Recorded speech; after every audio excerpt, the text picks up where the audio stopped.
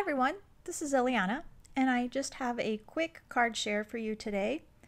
I'm using the Christmas blueprint from Stampers Anonymous.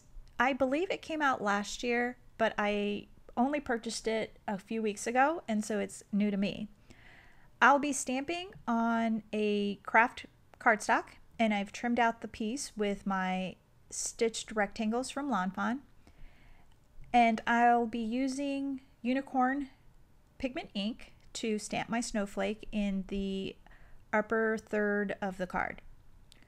And I'm restamping until I like the amount of pigment ink that's on my card base or on my card front. And I think I do it about 3 or 4 times maybe. And then once I'm satisfied with that, I will add some clear embossing powder. And the reason why I'm using clear is because I didn't want to have any stray white. And it would have been fine since this is kind of a distressed looking stamp set. But I went ahead and just used the white. And when I started this card, I had an idea in my head, but I wasn't sure what steps and what order I needed to do it. So it's kind of backwards, and I'll tell you where I should have done things differently. I did heat up my heat tool and I melted the embossing powder, and I did scorch my embossing powder, and so you can kind of see right there at the 3 o'clock part of the snowflake where it's got little black specks, but you won't notice it at the end, so it'll be okay. Now what I should have done is just masked off the snowflake and then done my background with my distress inks, but at first I just thought that using the shimmer paint from my Gonzai watercolor set would show up enough, and it doesn't show up enough, so I had to come up with a way to make the snowflake pop a little bit more. So I used my Molotow, what's that thing called? The Molotow masking fluid. And I saw Christina post a picture on Instagram, and I ordered it right away. I didn't own any kind of masking fluids, and so I was really pleased with it when I got it in the mail. And it makes it really, really easy.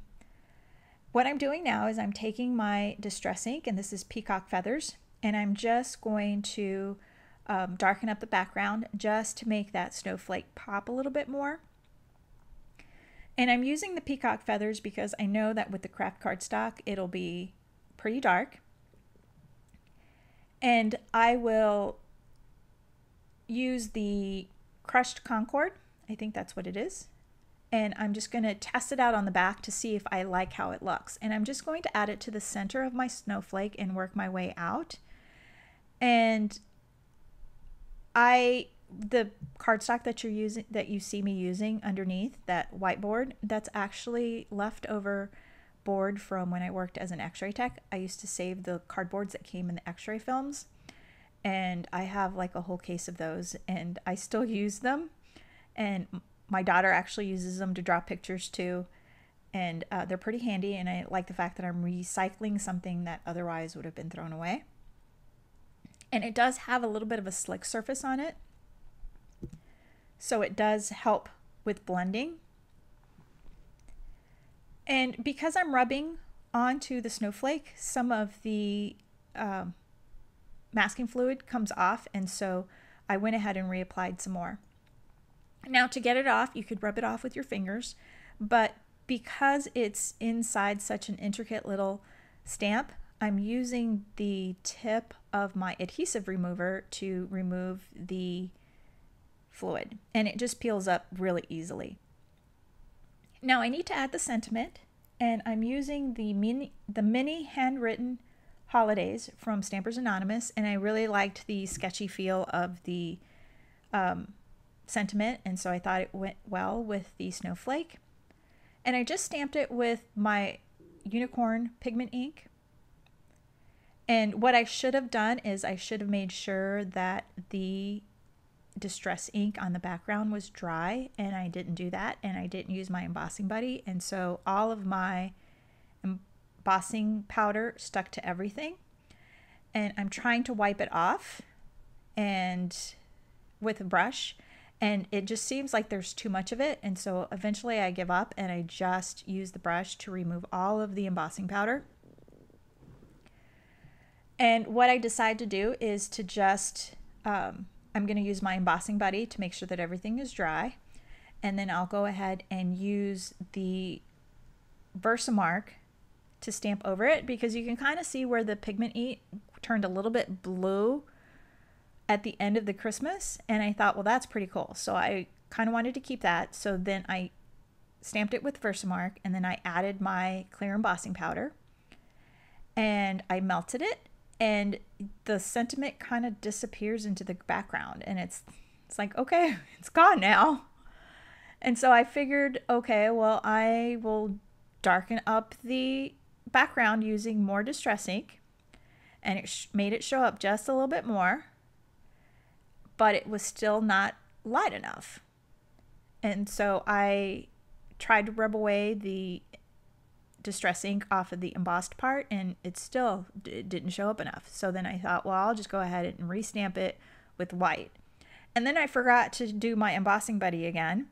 And so I just decided, well, I'm just going to leave it. I'm not going to emboss it. And so I leave it alone, and I just let the pigment ink dry.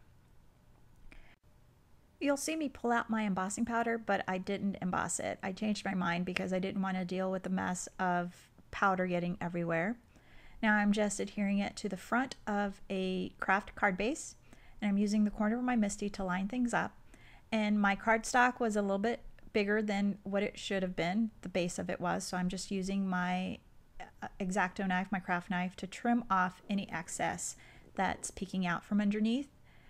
And I want to add a little bit of interest, and I saw Julie Ebersol do this with white paint onto her cards, and she just kind of flicked it off the edge of an acrylic block, and the drops weren't big enough, or I couldn't see them well enough, and so I end up giving up on this method, and then just using my finger, I tap the water onto the card, and then I take a paper towel and I absorb the color off of it, and you can kind of see a little bit of the water drops in the picture, and I was really pleased with the card.